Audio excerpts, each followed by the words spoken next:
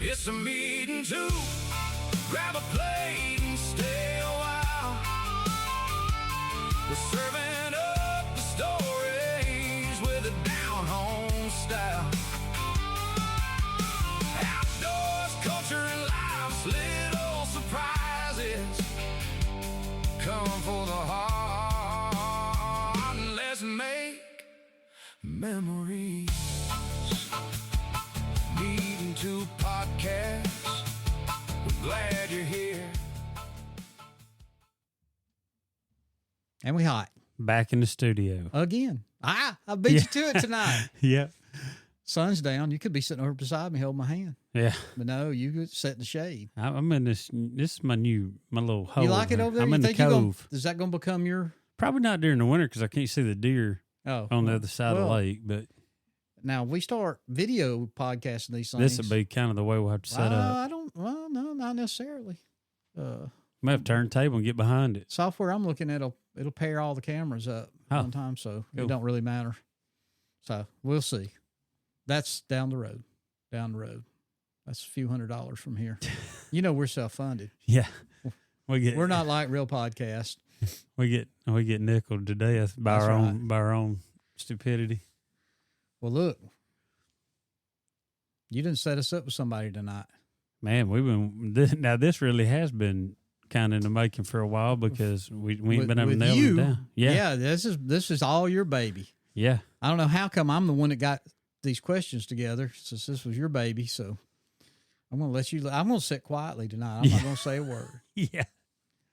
But this will be. We'll ask him. Bring him on in here tonight. We're going to have Alex Debord from Talk About It Outdoors. We've had Nick on a few times. We've had them both on. Had Christopher King on. We've had him and Nick on one night.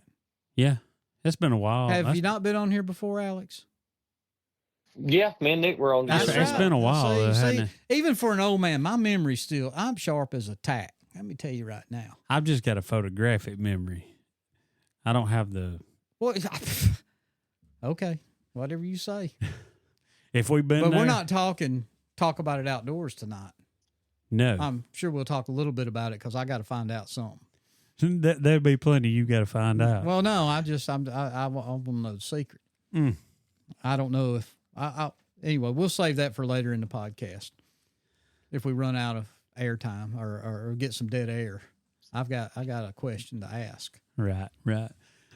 Well, Alex has been. I mean, he's known for a lot of things, but we brought him on tonight. We're gonna try to stay on that, but we brought him on tonight to talk predator hunting because he definitely knows what he's doing with that. Primarily coyote predator hunting.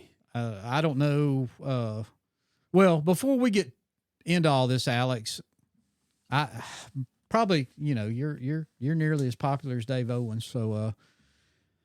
But why don't you? I don't know about that. Why don't you give a little info on yourself, a little bio on who you are and how you got to be so popular and signing, autographs and that kind of thing.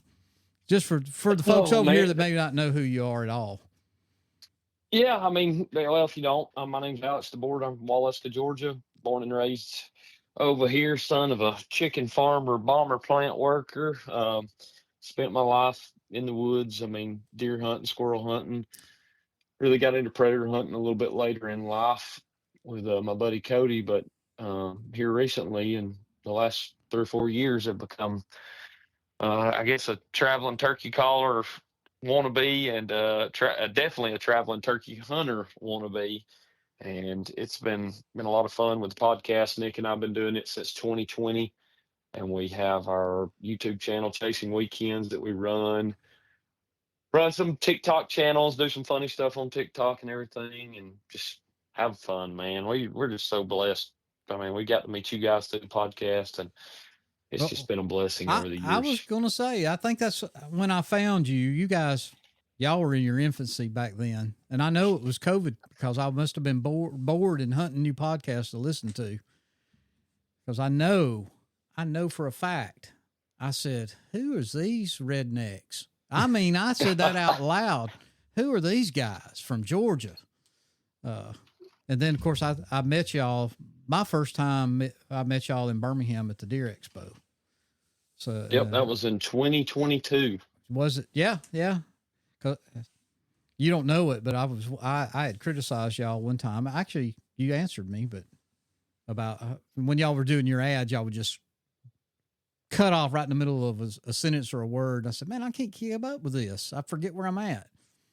Y'all have come a long way. That wasn't our doing. So we tried that dynamic content where you drop the ad spot at random places, and it still does it, but we don't run any ad spots anymore that way. We don't have any affiliation with anyone outside of Cal Hardy, and it's kind of changed the way we do things. Well, in a lot of aspects. With now, it makes a little sound or something right before y'all go to a advertisement or something, does it not? Or you do them all before and after?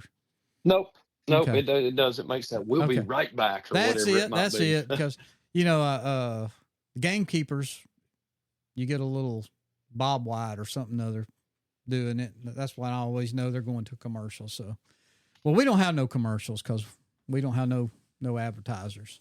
We're still, y'all don't, when you're rich like y'all are, you don't need advertisers. It's self-funded. Oh yeah, it is self-funded. And I don't, of course there's benefits to come to that or come with it, because I don't have to worry about making nobody mad. You can just get mad. I don't have to worry about an advertiser going, you can't say that. Sure we can. Yeah. And I'm sure everybody that you guys work with, they know you. So everything's good. Y'all aren't controversial at all. No, Nick don't let me go down too many rabbit holes. Anybody that's listening to the podcast knows he knocks my feet out from under me. He's like, nope, we're not doing that. Nick is the man that keeps you on the straight and narrow. He's the more voice ways than one. He's the voice of reason in the wilderness of Alex Debord. Yes. Yeah. He's more ways than you can imagine. Hey, listen, he's a good dude. Hey. Yeah, he is. He's been a great partner to have with the podcast. My truck cranking. I don't think it would have worked with anyone else than I could imagine. Did you really just crank your truck? No, I don't even have my keys with me. I don't. Oh yeah, I do, but I don't. His truck down there lit up and started. Yeah, it just lit up. I don't know why. Whatever, it'll turn off in a little bit if it's running. It'll run 15 minutes. I don't know, that $4 gallon diesel. But anyway, all right. Well, let's get into this. Let's talk a little predator hunting. So what got you into it in the very beginning? You did everything. I mean, before turkey hunting, you was a big bass fisherman, that kind of thing in the spring. But what turned your attention in the very beginning and said, hey, I think I might want to try this stuff?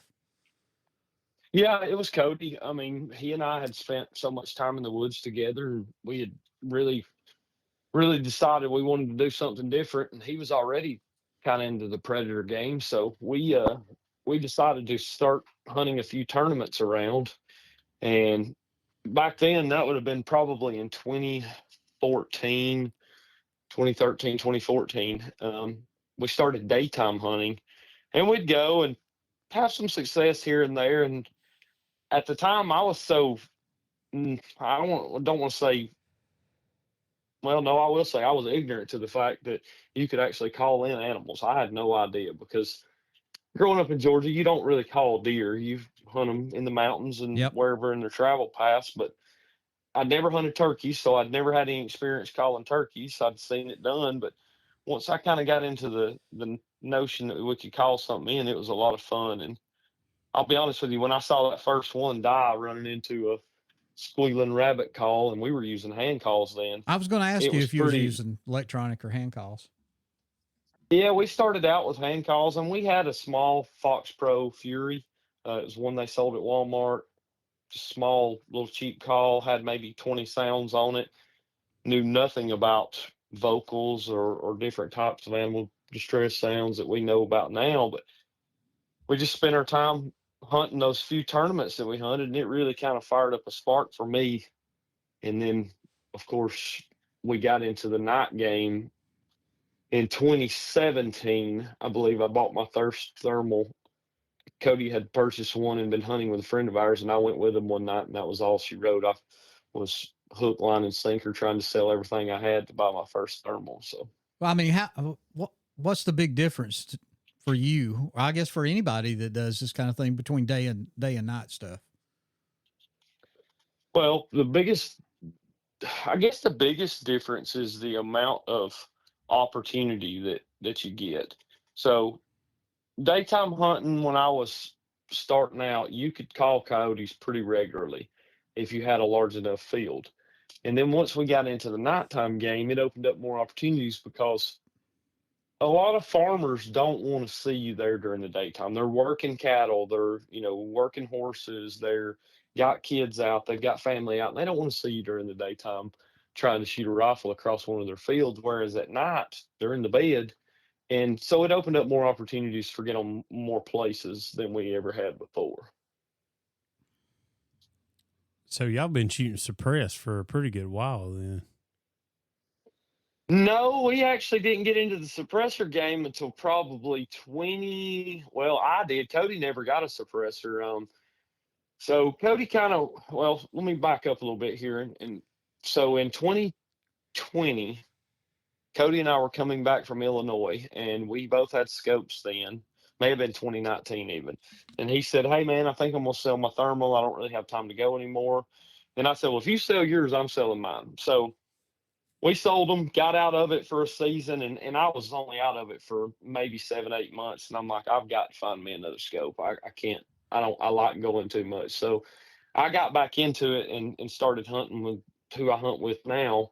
A gentleman by the name of Bentley Bagwell. He hunts, he's my number one hunting partner now when it comes to coyotes. But we really didn't shoot any suppressors. And let me tell you what, there's been more instances than not that I got my bell rung by Mr. Watson, that 22-250 that he shot.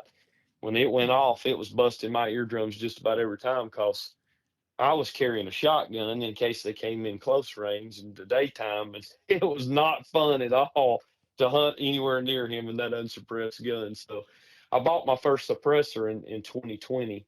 And it really changed the game for us because anyone that's ever spent time out shooting AR-15, 16-inch barrel, rifles of any sort, they know how loud they are. And when you're shooting in the dark, 2, 3, 4 o'clock in the morning, you're really disturbing some people shooting unsuppressed. And the fortunate thing for us, when we got the suppressors, nobody knew we were there. I mean, they would literally go from, "Dang, I didn't even hear you there," or before they were saying, "Oh, I heard y'all shoot 3 or 4 times last night and it woke me up." Yeah. We don't hear that anymore.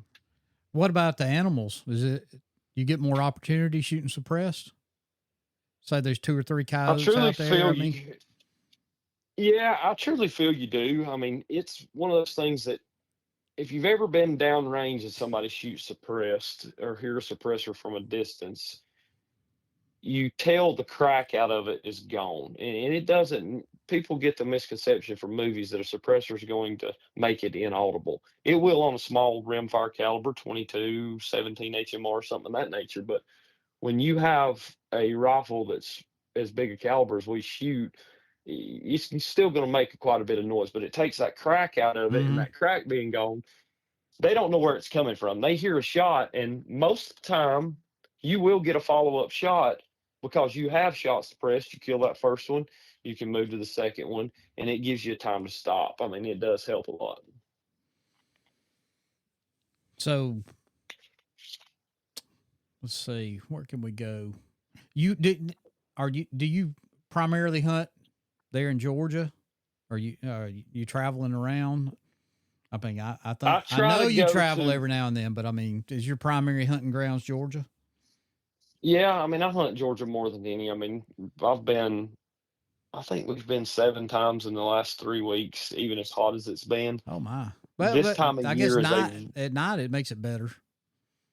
I mean, well, it's not been. You guys know how hot it's been even at night. I mean, we went the other night and it was 91 degrees at 10 o'clock at night. I mean, it was still sweltering, and we didn't see anything, which didn't really surprise me. But Georgia's been my home base for hunting everything, with the exception of going to Illinois. I try to get 2 or 3 hunts in Illinois. They have a season in Illinois, though. It opens November 15th and runs till March 15th for night hunting. Georgia's 24/7, 365. You can kill them anytime. Yeah, that's the way to. Well, it's that way in Alabama, except during deer season, you can't hunt at night. So during rifle, well, I guess archery and rifle or gun season here during deer season, the night hunting's out. I guess I don't know. I guess I just think it might be too much temptation on somebody over here. We do some stupid stuff in Alabama, but we won't get into that. Well, that's just the ignorant mindset, because you can't see their horns at night unless now you can see them on a bright moonlit night. I can tell with the scopes that we run now. You can tell it's a buck. I mean, you can tell by their mannerisms, and when you see the moon shining off of them, I can see that it's a buck, and I can tell it's a big buck. And I get it. You know, the mindset may be, well, you're going to be tempted to shoot one. I can tell you this. I've seen some of the biggest deer that you could possibly ever imagine in the dark with these thermals during September, August, September, when they've got velvet on. It'll blow your mind. I mean, they look like an elk standing there. Yeah. And so I could see a little bit of it, but I don't think anybody's that stupid. Well, I would think I don't know about that. I'm with you on that, because just like you just said, you can see these giant bucks with velvet on their horns. If somebody was going to do that, going to night hunt or, poach like that, they'd shoot them then just as good as they'd shoot them in December or whatever. So, yeah. They're going to do it regardless. I mean, it's right. Whether or not that's to me, that's just a mindset that if a poacher's going to poach, they're going to do it regardless if it's legal or not. So why not, let the coyote hunters have an opportunity they don't at the best time of year to hunt? They won't even let us hunt hogs over here at night during deer season. We can hunt them 24/7 up until deer season, and then once deer season's over, you can go back to hunting them at night. So, well, and they make you purchase a nighttime hunting permit in Alabama. Yes, I was just about to ask if Georgia did that. No, Georgia. So when I buy I've got a lifetime license in Georgia. My dad got me when I was 21 years old. To me, the best present he ever got me. Because for the last 20 years, I hadn't had to buy a hunting license, but. And it covers everything. So I don't have to buy anything additional to hunt them at night. See, that's the difference in Alabama. I've had one my whole life. Although I'm getting to an age where it won't be long, I won't even need a hunting license. But when they make a law or a new rule, let's just say night hunting coyotes or baiting, I have to buy those. Mm-hmm. On top of my lifetime license. It should grandfather me in as much as, well, 100%. They didn't cost near as much back then as they do now. Management area license. Still got to buy a management area license. Do y'all have to buy a license for your management areas over there? Or nope, it's covered by the only thing that I have to buy, I believe, is a migratory duck stamp with a lifetime license. I think I have to buy it because it's federal, not state. Yes, I can see that. I believe that's the only thing I have to. So you don't even have to buy a state in addition, a Georgia duck stamp. I don't know. I'm not a duck hunter, so I couldn't tell you. I believe it's. I would say you probably do because that's federally regulated. Well, I know. It's not a state regulation. Dustin and I know we're getting off of it just a little bit, but we went our first duck hunt ever this past year. And so I was all new to that game, but I had to buy my federal duck stamp and I had to buy an Arkansas duck stamp. So, it was the federal covers you everywhere. And then you still had to buy a state stamp too. So gotcha. Anyway, so tell us about your setup. What's your favorite? What you set up now, or have you got, or do you have a dream setup you're going to get down the road, or caliber? I'm probably running it right now. I mean, fortunately for me, I partnered up with the guys at Southern Precision Outdoors in Georgia, and they ensured that I have the top of the line stuff that I could ask for, within reason, of course.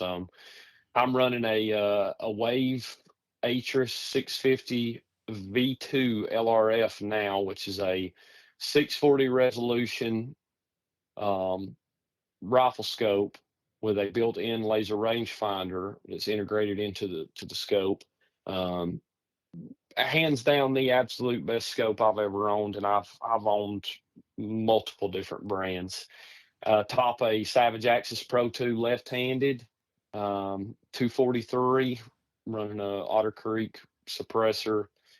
My favorite rifle I've ever owned for coyote hunting. I've favorite caliber, favorite scope, absolute hammer on them. I'm shooting I believe it's an 85 grain bullet now. I'm actually out here in my room. I can look, make sure I'm telling you right. 75 grain VMAX is what I'm running now in it. So when it hits them, it's graveyard. I mean, ain't no walking away from that. And I've shot everything from a 204 to a 223 to a 243 to a 22 250 to a 6 millimeter. And we've shot them with the 22 arc, 22 Nosler. To me, the 243 is only comparable with a 22 250 on coyotes. They're the two best calibers it's ever been for a coyote, in my opinion. You know, a lot of people like a lot of different ones, but a 243, it graveyards them, and that 22 250 is right there with it, in my opinion. As it pertains to everything else, I mean, I carry way too much stuff, and you guys know me. Y'all heard Nick give me a hard time about carrying crap. I mean, I towed a battle. I look literally like I'm going to war when I'm going out coyote hunting. I mean, you've seen the pictures and stuff. I've got a Black Hawk tactical vest with molly pockets on it, and it got two big pouches on the side, and I carry I've got a light on there. I've got my pistol, of course, and I've got a Knox pick scanner that I use. I'm in the works with something right now with an additional scanner and some additional gear that I can't talk about yet because I hadn't gotten the release forms, but it's coming. Well, back up. Tell everybody what a scanner is. So you have a rifle mounted scope that you can scan with. It's thermal, you're scanning with a rifle and kills you back. I mean, you're standing there on that tripod every night. And for people that have never seen night hunting and the way it works, so we stand up. We don't sit down and hide in the bushes. We'll literally walk to the edge of a field, set the call out, and we'll be standing on the edge of that field. We have our guns on a tripod, and it's not what you would think about a lightweight camera tripod. Now, my tripod is lightweight, but it's a very robust 46 millimeter tube, which is a big tube. I mean, it's probably comparable to a 1-inch pipe that we stand there with. It gives you a real steady shot, and it allows me to move and maneuver if I need to quickly. I can, if a coyote's coming in behind us, we can spin on it. If it's coming in left, we can move up to get around each other, so we're shooting safely. But a scanner is a handheld monocular, basically. It's like a one. For anybody that doesn't know what a monocular is, binoculars 2, monocular is 1, and it's just a single scanner that you use. And scanner I've got's got a laser rangefinder on it as well. That's built in, so I can tell the range, and it's a 640 resolution. So real quick, like, I got to get this in so they're hearing me spit all these numbers and stuff out. So you have different resolutions of scopes, just like you have different grades of television. Okay. You have 4K, you have, 1080, you have 720, you have 640, et cetera, all the way down to what I would call like a screen, like we grew up watching TV on, like a tube TV. Okay. Sure. Every resolution for a scope, a thermal scope, it goes up. So it's a 256 is where you pretty much start at. That's your base model. In my opinion, not applicable to be able to hunt and identify a game or an animal to shoot with outside of 20 yards. So if you were shooting mice, or, a lot of people do this, they put these 256s on a little pellet rifle, and they'll shoot mice in barns, or they'll shoot, I've seen guys shoot pigeons inside of these barns where there's pigeons taking over their barns and stuff, and barn swallows and things of that nature. You go up from there to a 384. Now, 384 resolution is where you start really getting to be able to identify at extended ranges. 300 yards and in, I would say, is where your 384 is good for your shot at. You can identify heat signatures well beyond that distance. So you may see a rabbit at 600-700 yards. you can't tell it's a rabbit at that distance with those scopes. I will say that they're getting better, but to me, a 384 is a 300 yard in the end. You get to the 640 resolution and up, and you really being able to stretch your sight distance and identification distance in, especially with the base magnifications they have on today's thermal scopes. They have a good 3.5 power base magnification where, just like on your standard rifle scope, you look to the rifle scope and it's got a 3, it's a 3x9. Well, it starts at 3 power. So it's 3 times closer to you than what you're actually seeing with your naked eye, right? Mm-hmm. Same thing with these thermal scopes. It's 3 times closer inside of that glass, or 3.5 times, which is where I like to start at. I love the scopes that have 3.5 base magnification because I'm scanning with a scanner that starts at 2.8. So it's a little bit closer, a little bit wider range of view, and it gives me the ability to be able to shoot farther because every time I zoom that scope in, the resolution drops by half. Okay, so if I've got a 640 scope and I'm dropping down, I zoom one time, it drops it to a 384. If I zoom again, now, don't get me wrong, there's people out there that say, well, it doesn't degrade that much. It doesn't, but it's the easiest way for me to explain it. Every time you zoom, it's dropping it by half. And starting in the 640, you can pretty much shoot. I feel comfortable that I could shoot with the LRF integrated, with the ballistic calculator that my scope has, and with my setup, I could shoot 500 yards and still be pretty accurate with it. I was going to ask you what That's a good distance. your distance you shoot, or what's the furthest distance you'd shoot. So sounds like 500 yards. I mean, I will shoot that far. I don't want to. Yeah. Don't get me wrong. I want them at 60 yards. I want them right on top of that call, standing there looking at it going, what in the world is this in the grass right here? Oh, no, my head just exploded, because they're only 60 yards away. Because I don't like to go and educate coyotes. That's one of the biggest challenges I feel like we're faced with in the predator hunting community is the lack of knowledge. And anybody calls me and asks me about predator hunting, I'm going to give them as much information as I can give to make them successful, because hunting educated coyotes is the biggest challenge that I face in my area, bar none. It's not the people. I don't care how many people's out there hunting. They're not going to hunt as much as we do. There's a few guys that probably do, but not many. But when these guys go out on Friday and Saturday night and they play every song, sound, everything they can possibly imagine to try to kill one, and they're not successful, or they play a sound and they go out with inadequate equipment and then they miss, they just educated that coyote and made it 10 times harder for me to go out and hunt it. They're very smart. People don't realize how smart a coyote is. I mean, well, the biggest thing about a coyote is, and I've often heard this, a turkey may humble your calling, but a coyote will humble your entire setup, because turkeys can't smell. They can't. A coyote is going to use his nose above all. Hands down. If they get downwind of you, you're done. Period. End of story. I don't care if they're not going to come in without having the wind in their favor. To me, it's a very humbling experience to go and go and go. And it's just like fishing. I mean, both of y'all fished. How many times have we went and caught 50, 60, 70 crappie or bass, and we're like, holy crap, and we go back the next time thinking we got it figured out and we catch 2. It's those moments of humbling experiences, and coyote hunting will humble you. I'll go 5 times in a row and not kill anything, and go on that 6th night and might kill a triple, may kill 4, may kill more than that. And it's those moments that you're chasing, in my opinion, every time we go out. You want to have those big successful nights. But if I just go and kill one, I've had a good night, in my opinion, here.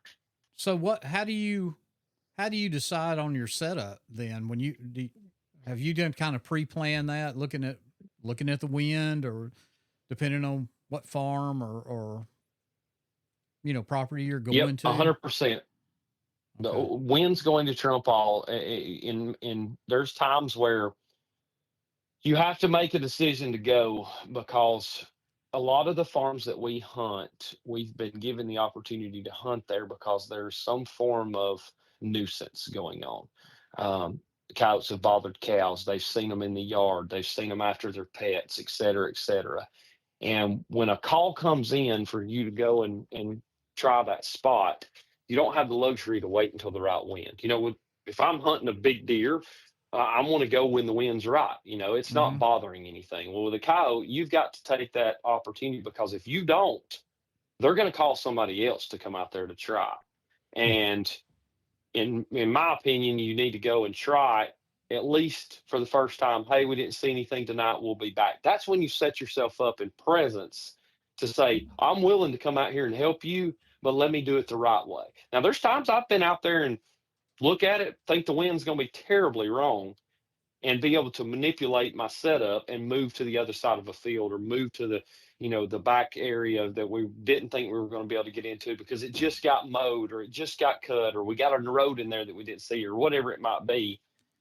And it just, you can change your setup, but wind trumps all as far as setup. Well, how do you, just like what you said, and I may sound ignorant, and it's because I am ignorant, but if that coyote's not coming in unless the wind's in his face, how are you setting up? Is it where you put your, decoy or whatever you call them? The call. You want that coyote to come downwind of the call. Okay. But upwind to you. Okay. You want to set up so that coyote's maneuvering itself to the call, not necessarily to you. You want it to be where he's gonna come in crosswind. Okay. Crosswind's my favorite. So everybody talks about deer hunting, you want to be downwind or upwind, whatever, have the wind in your face.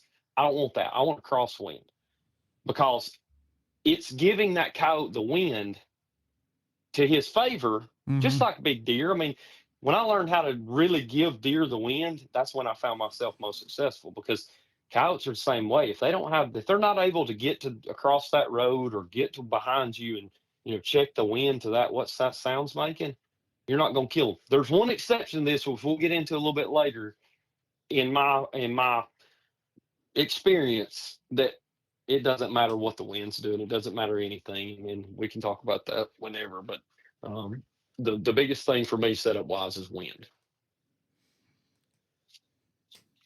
I can see it. So what do you think? What do you think the biggest mistake a new predator hunter, coyote hunter? What's their biggest mistake, or what would you tell them not to do if you're going out? Well, your what's first the one time thing what's the one thing we always tell? What's the one thing to tell a turkey hunter to be? What's the most important thing they need to have? Patience, woodsmanship. Patience. That's right. It's like patience. You can blow a set for a coyote in 10 seconds. You can do it with a turkey in 10 seconds if you set up on him wrong. But a coyote if you set up close enough to him to when you turn that call on and he hears it just, right in his face, rip, and that rabbit, and he's sitting there on that log waiting for something to make a noise, he'll come busting out of the woods. I've killed coyotes in as little as 15 seconds on a stand. I've killed coyotes in as long as 45 minutes on a stand. But a lot of that has to do with where you're set up at, how you're set up, and if you can pique their curiosity. Coyotes have 3 triggering factors to come to your call. First one, in my opinion, is fighting. If they're ready to fight, they're going to come the hardest. Next is going to be food. All right. And then if you're into the breeding season, February and March, it's going to be breeding. There's 3 F's in there, but I won't say the third F, breeding. Yeah. John Collins told me that with Fox Pro. When John Collins told me that, it made me a better coyote hunter overnight, in my opinion. You've got to find what trigger is working at that time of year. What triggers them to want to fight?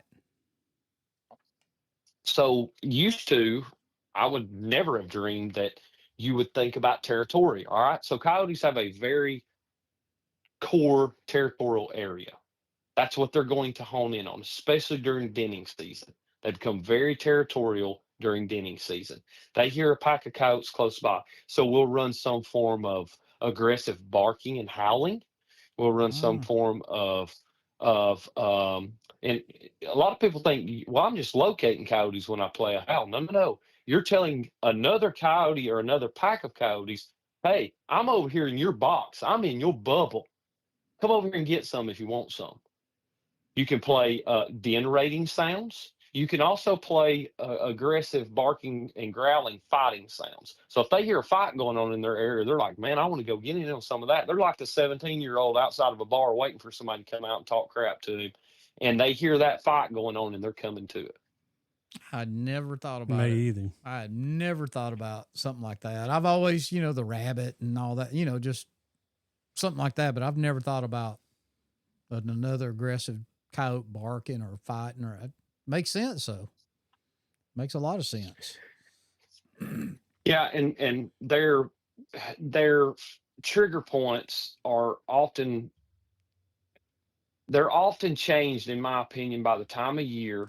And I want to say this too. You'll hear me say that a lot, in my opinion, because there's a lot of different opinions in this predator hunting game. And I have made as many failures as I've made successes, just like a turkey hunter, just like a Well, deer hunter. any You kind learn of, yeah, from those but mistakes. yeah, it's the mistakes that make you good or make you better. The difference in predator hunting, in my opinion, is when you make that mistake, you don't even know that you've done it 99% of the time, because it's in the dark and you cannot see everything around you. I'm looking at what that 50 millimeter tube on my scanner, or that 50 millimeter tube. I'm looking at whatever area I can see there. I will learn from them. And if things don't work, I'm going to take note of it. I'm not going to play this sound for a while. I'm not going to play this setup this way. I'm going to move to the other side of this field. And I may not know that I made a mistake, but if something didn't work, I'm going to try to change it up. And we often do that with our setups. We'll go to a spot and it doesn't work. We'll go there and it doesn't work. We'll go there and it doesn't work. The guy's telling me he's getting them on trail camera. He's seeing them in his pasture. Well, duh, it didn't work because I'm set up wrong, or I'm set up with the wrong sound playing. There's so many different variables that play into it, and you don't know you've made those mistakes 99% of the time, in my opinion. And you don't get many second chances on them coyotes, do you? At least that, Man, it's that tough. night, especially if they bust you. It's not like Yeah, it's not like a turkey where you might circle around on him or something. you can. And one thing that I'll say, if it's the right time of year, like you go into, I say late January, February, and March. Okay, you're in the breeding season, and you have a lot of mating pairs running together. So you got a male and a female that are running together during that time. You got males that are out traveling, seeking females, etc. So let's just say you kill the male and the female runs off. Well, you start playing some aggressive lone howls or some form of distress sound of a coyote. It's going to generally give you the opportunity to bring that other coyote back in to check out where's my buddy at? Where's my running mate? And then it gives you a second opportunity. You knock them down, probably not going to get another shot at them unless you check them out in another field, or if you find them in a ditch or whatever it might be. But I don't like to shoot a lot. That's one thing I feel like we as predator hunters, and I had to learn it the hard way. We used to burn the barrel down. If one was running across the field, we'd missed it. Man, maybe 1 out of 5 times we're going to hit it on the run. Cody was great at shooting them on the run. A buddy of mine, Trey, that hunts with us, he's very good at shooting them on the run. I'm not. I'm not good at leading them. I'm better when they're standing flat ass still and let me put one through their center mass and drop them in their tracks. And that's what we try to do. We'll shoot the first one. If we got 2 there, we'll shoot the first one. Second one will run out there, and generally, if you don't go to framming, we call it framming, shooting multiple times while they're running, they're going to stop. Might stop at 250 yards. Well, that's where you need to have you set up dialed in so you can get that secondary shot on them. Well, you've talked about like a ton of different sounds. So, I mean, like on your collar setup, I mean, how many digital sounds do you have on this thing? 600 plus. Oh my God. Yeah, that's like what worm did I use tonight in this tournament. Yeah, I would say right now, if I look at my remote, I mean, I'm sitting in my I run a Fox Pro. I've ran Fox Pro since the beginning, since I got into predator calling. Cody had that Fury that we got it at Walmart. We upgraded to a CS24C, still to this day, in my opinion, the most bulletproof call that Fox Pro ever built. Closely followed by the X24, which is what I have now. Hands down, the best in my area of calling and what I like to do. Functionality wise, ease of use, reliability, my Fox Pro's been dang spot on. Now, there's a lot of other callers out there, Lucky Duck, Icotech, to name those top 2-3 brands there. Fox Pro, in my opinion, with the MFK calls. So Tory Cook, made for killing calls. He lives with coyotes. He has coyotes in pens, large pens. Like he goes out and he listens to them denning. He listens to these coyotes when they're calling to one another. He raises them. He lives with them. He has more vocalization changes that are trigger points, highs, lows, breeding season sounds, early season sounds, mating sounds. He has things that you would never dream. Fighting sounds, table scraps, coyotes catching a rabbit, coyotes catching a deer, coyotes catching a bird. There's so many different variable sounds, and sometimes it just takes playing the right sound at the right time. I think every night from dark till daylight, there is 1 hour of time that a coyote's going to be out in the right conditions and he wants to die. There's going to be something that triggers him. You just got to be there at the right time. And it sounds like a lot of sounds, and it is, but I can tell you my top 5 is played on pretty much every stand and every setup. And I don't mind sharing those sounds either. There's no secret to what I use. I've told it before, and I don't mind telling it here. If you want to run through the different scenarios and sounds for the different types of year. Give it to us. So if you're starting in January, you're running the calendar year and the way that we hunt. So if I'm starting in January and I'm hunting, let's just say the first quarter of the year, January, February, March, I'm focusing primarily on vocals. I'm not running any prey sounds whatsoever, with the exception if I'm going to a farm that one may have been in there or not, or if I'm trying to target a fox and a bobcat. I will run prey sounds first if I know there's an opportunity to kill a fox or a bobcat. They're legal here till February the 28th. They're a fur bearer, so you have to kill them during fur bearer season, December 1st to February 28th in Georgia. So we're targeting their open season. Unlike Illinois, unlike a lot of states, you have to draw a tag for a bobcat. If I go to a farm where there's cattle, chickens, livestock of any kind, at small animals, if a fox, a bobcat, or a coyote come in, they're dying. I'm going to shoot them. In season, of course, from December 1st to February 28th. So I will start with some form of prey sound. I like birds. Okay, this is a big one. You listen to this, you ain't running any bird sounds, you're missing out. I'm not going to tell you what specific bird sounds I use, but I will tell you bird sounds get overlooked more than anything else. And this is at night? And everybody's like, it's 100% at night. 100%. I don't play a lot of rabbit sounds. I don't play a lot of in this time of year, I don't play a lot of. I'll fire one up every once in a while just to try it, but I avoid like vole squeaks and mouse sounds and rabbit. I just don't like them, man. I feel like it's the most overplayed thing that you could ever imagine in predator calling is a freaking rabbit. Do they work? Yeah, they'll work, but they're not one that I'm going to rely on. I want to do something different. It's kind of like if you guys go turkey hunting and you're running everybody in the country is running a box call and you go out there with a diaphragm or a trumpet, well, guess what? You're probably going to have more luck killing that bird. I look at it that way. And, that's kind of, I guess, why I like to run trumpets, turkey calling, because not many people are. Well, they didn't used to be anyway. I was going to say that has definitely changed. Yeah, more ways than one. And so I focus on a lot of vocals, and my 3-call setup for a vocal in that January, February, March is some form of female howl, some form of answer by a male howl, and then I'll go into some form of a pair howl where they've met up. I like to paint a picture. All right, female's on one side, she howls. Male howls on the other side. All right, we've got together. We're howling together, and then I'll go into some form of a breeding sound. MFK has some great sounds that are, oh man, you're going to make me get my call out here and turn on my remote and give you some of these because there's some pretty cool sounds. Bump and grind is one of my absolute favorites when it comes to breed sounds. That's one of mine too. Oh, we're talking about My mind's telling me no, but my body's telling me yes. I don't even know if that's the right song, but you've got, a hooked pair, which is of course a breeding sound. It's a Mhm. pair of coyotes that have hooked up and are together. And then you'll go into from there. I'll swap to some form of a distress sound, a coyote distress sound, death grip, something sounds like it's a coyote's got grabbed by another coyote. There's a fight going on, a food brawl, something like that, just to kind of pique their interest if they haven't came already.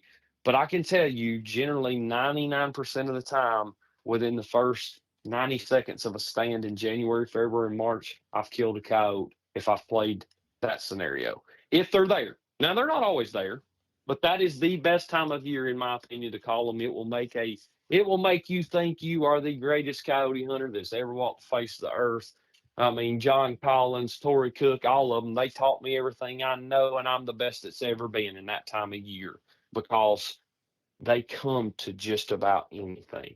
They're so aggressive and they're so territorial and they're so in tune with wanting to get out and hunt and look for other coyotes. That's just what they're doing that time of year. What about Same thing with a human or anything else. It's the coyote rut in yeah? that time frame. What about scents? I mean, do y'all use scent like a female in heat No, scent? no, I don't. I'm no, talking out of ignorance now. no. I mean, just Yeah, no, and because you cannot. So it's the same thing that goes with, in my opinion, with deer hunting or anything else. If a coyote comes in and it smells you, well, what's it immediately going to do? It's going to go the other way because it smells danger. mm-hmm. And unlike a rutted up buck where they don't care about it, that coyote smells you, it's gone. I mean, it's going to leave immediately. It's not going to stick around. And so the time frame of setup for us is not enough time to even think about any kind of sense. I'm throwing that call out there. I'm there for 10 to 12 minutes. And if I ain't killed nothing, I'm going to the next spot in that time of year. That's breeding season for Mm-hmm. me. I'll Mm-hmm. I'll hit 10 stands in a night. I'll hit 10 farms in a night during that time because if you're on them, you're on them, and you better not get on a heater with me if you want to go to bed early. Because if we get on one, we're gonna see the sun come up 9 times out of 10. Now, do you keep a little diary? I Work's mean, gonna suck the next day. hey, that's why I don't fish night tournaments and that kind of stuff. You'll be able to soon. Oh yeah, yeah. My day's coming. I may come over there and go with you one night. I'm not far from saying adios to paying the federal government anything. I'm getting to like that it. age Come on. now. Been told my whole life you'll never see Social Security. Well, by God, it's going to have to disappear pretty quick for me not to It's see around the corner. So, It's coming. It's coming. it's coming. But no, what I was going to say is, do you keep for lack of a better word, a diary? Like this last March, we had real good luck over here, and we're going to go back over there. Or, I mean, do you see patterns? I wish I could say yes because that would have been a great thing to have done in all of my hunting adventures, but I don't. Yeah. We will. I play such a common scenario everywhere we're at, unless it's just an off the wall something. What I'll do is if I play an off the wall sound that worked, I'll save it to my presets. So that's one of the things about a Fox Pro remote. You've got 100 presets that you can have that you can quickly get to without having to go to all your subcategories. I'll have those presets as, my first preset is always going to be some form of pup distress sound. And I've got a specific one that I like to use, and it's a pup distress sound that not a lot of people have. It's not made by anybody that is going to know this guy, and I'm not even going to tell this sound because I've got some of his sounds that it's the one I will keep in the back of my pocket that if somebody goes with me, they're like, what is that sound? I'm like, you don't even know what sound that is. You keep your eyes off my remote. It's one that works, and it's the number one sound the only other sound that I had, number two, is going to be the Lucky Bird, and I'll sell that one. It's a Fox Pro sound. Every Fox Pro out there has it. It's called Lucky Bird. If you ain't running it, you need to run it when it gets to time to run prey sounds. It's Oh God, it's so good. It's killed so many coyotes, and I've talked to John Collins about it. I've talked to all the guys out in Missouri Woods and Waters. They're big coyote hunters, and it is the go-to for me. If I know nobody's been in that area hunting, I want to play that sound, and I'm gonna kill a coyote on it. Try it if you hadn't used it. Lucky Duck or Lucky Bird. Look it up on your Fox. Is it a bird sound? Sounds like it must be. It is a bird sound. Okay. Yep. Okay. It is a bird sound. Don't know what bird it is. Yeah. Couldn't tell you that, but it's a bird sound. I mean, hell, I didn't even know you'd play bird sounds at night, other than owl, maybe. Me either. But I don't. You don't play well, and you asked about decoys earlier. We don't run decoys at night for the very reason an owl will take them. You will go to a stand. The first stand you put that out on, if an owl hears it, it's coming to that call. You'll see them flying around. They're coming to that call if you play a prey sound. And if you got a decoy out, it will take that joker into the next county for you. You won't have that decoy. You sound like you're speaking from experience. Hundreds of dollars worth of experience. No, I've had an owl hit that. I had two owls come in and attack my call the other night. They were literally, I got a video of it. I mean, they were literally smacking the call, knocked it over, and everything else. But yeah, we don't. You asked about scents. It's just another thing I've got to carry, and I don't need nothing else to carry, dog. I got enough stuff. That's all right. You'll find another one. Yeah, just get you a caddy. You don't play golf, but you can get you a coyote caddy. Get Jimmy to go with you. Yeah. Hey, he's been a few times. He's not much for the nightlife I like to run. He don't like to stay out like I do. So yeah, I'd probably make it to we've about made 10. it through. Yeah, no, 10 o'clock ain't gonna cut it. You're just getting started. Yeah, we start this time of year at 10 o'clock. I pick Bentley up at 10 o'clock, and we go. Our first stand's usually between 10:30 and 11, and let's go back to our seasons. Do you have any? And I want y'all to ask, because y'all are the ones that are asking. These are great questions. I love it. You have any questions about breeding season from January to March? We're in Q1 of the year. Any other questions that pertain to that? As far as breeding goes. No, I mean, you've kind of answered everything as you went along, as far as if you shoot the male, you can make those sounds and maybe bring her back around to check out what, maybe he's had a problem or whatever. Paint the scenario for breeding season. Paint the scenario and move. Those are the biggest piece of advice I can give to anybody. Paint the scenario. If it don't work quickly, get on your feet and move. If you got to move, and here's another thing. A lot of people think, well, I just ran a call at, they can hear it for 300 yards away. Okay. If you hear coyotes, move closer to them. Don't wait on them to come to you. Go to them. Sometimes they'll come, especially unpressured coyotes. If I'm in an unpressured area, buddy, you believe I hear them, we're going to sit there and talk for a minute. I'm going to talk back to them. And if they don't budge and they still hollering, guess what? I'm going 300 yards closer. If I can get closer to where they're at, I'm moving closer to them. I'm going to try to pique their interest. Does it always work? No. Will it work sometimes? Yeah. So I'm going to go and try it, especially on pressured coyotes. I'm in their bubble now. I get 300 yards closer. Oh, shit, they're on this side of the fence? No, I don't think so. Y'all ain't going to come over here and call. That ain't happening. Now I'm going to move it into their bubble, and I'm going to call them out. And they're going to come out of the woods, and they're going to give me an opportunity at it. But you better not miss that opportunity, or you just blow the whole shebang, just like always with them. So when you say getting on your feet and moving, that ain't always loading up and jumping in a truck going to another farm. That could be going down across that bottom, get over on the other ridge, and work your way down to the other side of the other field or pasture, whatever. Absolutely. And maybe you can drive to the other side of the farm where they're at. Some of these farms we hunt are big enough that we can jump in the truck and we can drive around there. Sometimes you're on the wrong side of the creek and they sound off. We've done that so many times. We got one stand we make, and they've sounded off on the opposite side of the creek that we're on, and we be on, it doesn't always pique their interest enough that they're going to swim across a pretty big branch or creek or, whatever it might be. If they're on the other side of the river, you might as well go to them because they ain't coming across it. It ain't getting wet. Dogs don't like to be wet. I've heard it time and time, you can call them across that river. I mean, you might can, but I ain't going to stand here long enough to find out if I can or not. I'm going on the other side of that river if I can. I'm going to go kill them. Yeah, you might as well get in their house, in their backyard. So we went through breeding season. Mm-hmm. You're at the end of breeding season, April, May, June. Okay, great time of the year to these females are starting to get their dens set up. They're starting to get closer to having pups, etc. And they're set up to try to, they're hungry. All right, and they're coyotes are not really opportunistic. They're more picky than anything.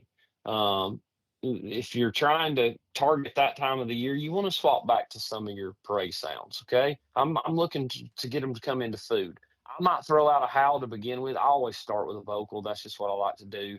And that way, if they're sounding off and they're close, I know I can make a play.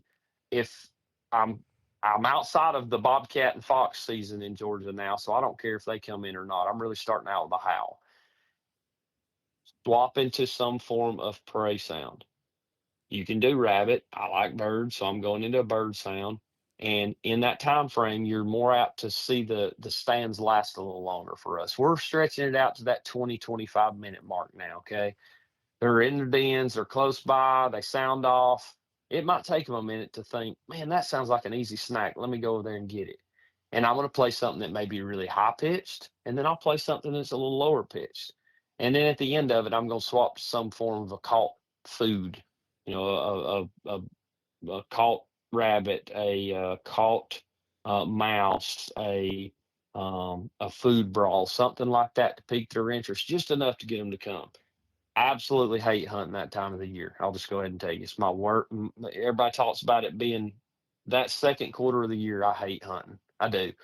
Generally because we've hunted our butts off in January, February, and March so much, and now turkey season's in, and I'm not going to go, out all night and try to go turkey hunting the next day. So it slows down a lot for us that time of the year, and I don't have enough.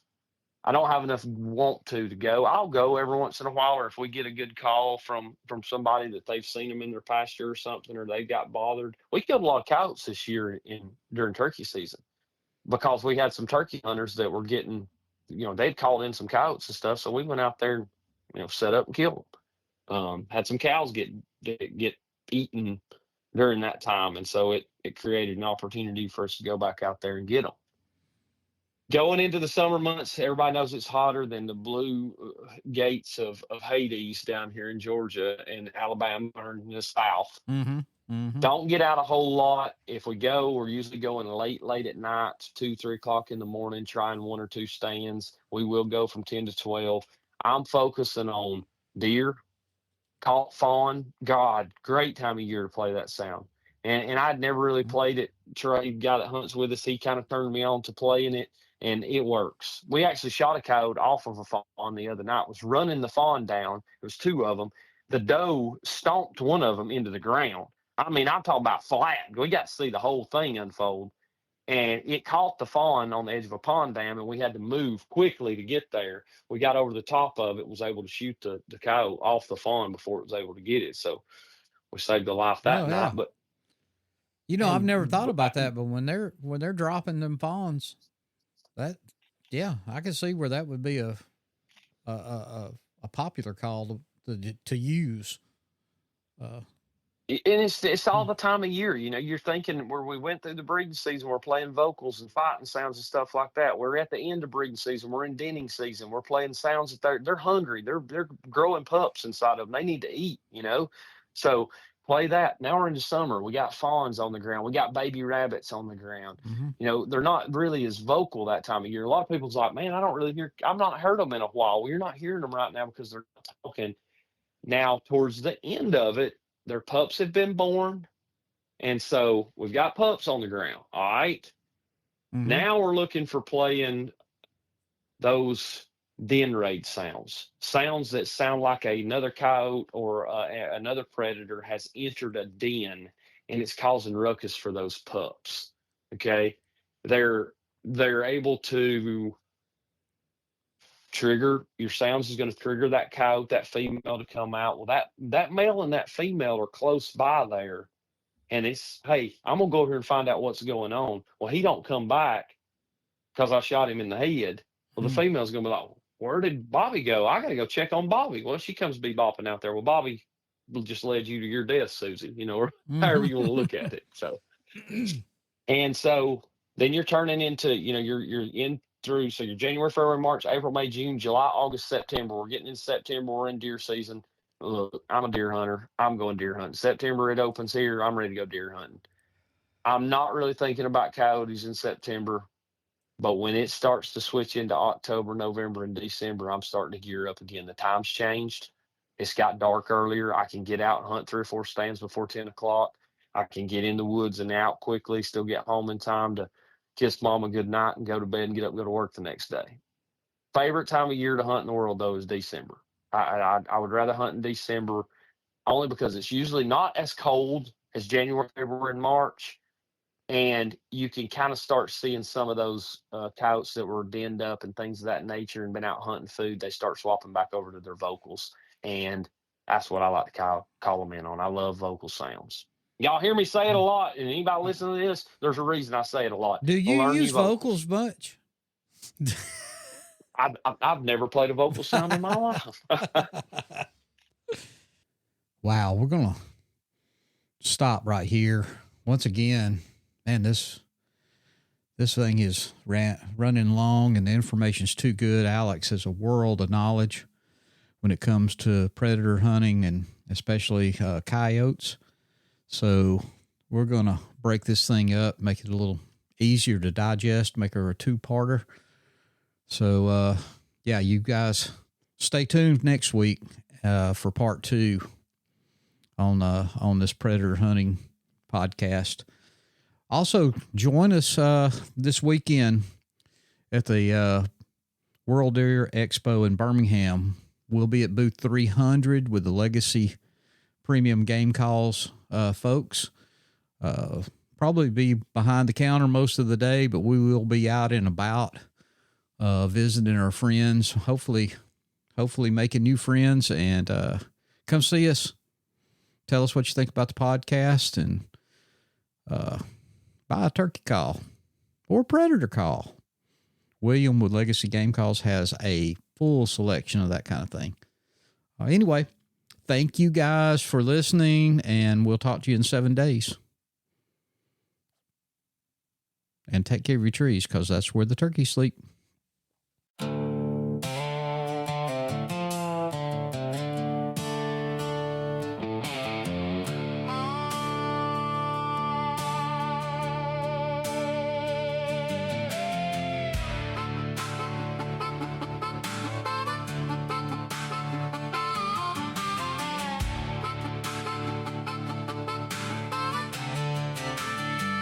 We're talking hunting, fishing, life in between.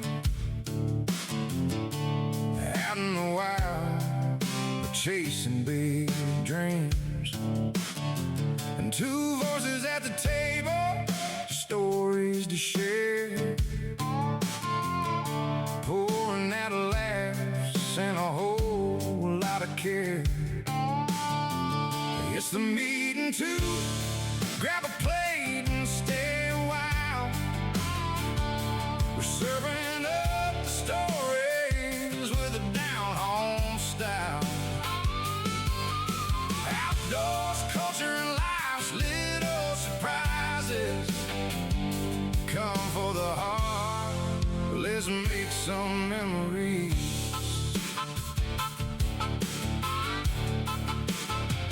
From campfires glowing to a cast in the stream, big game stories and a few wild schemes. We'll dig deep, we'll keep it light and fun. 2 storytellers under the rising sun. It's the meeting to grab a plate and stay a while. We're serving up the stories with a down-home style.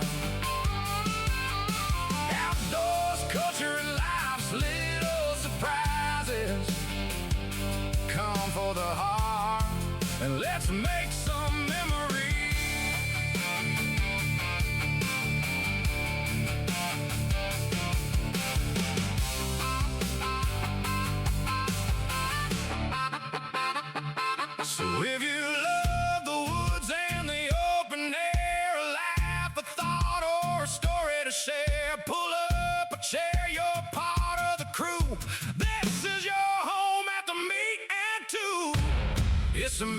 eating too. Grab a plate and stay a while. We're serving up the stories with a down-home style. Outdoors, culture, and life's little surprises come for the heart. And let's make memories. Needing to podcast. We're glad you're here. Pull up a chair. We're serving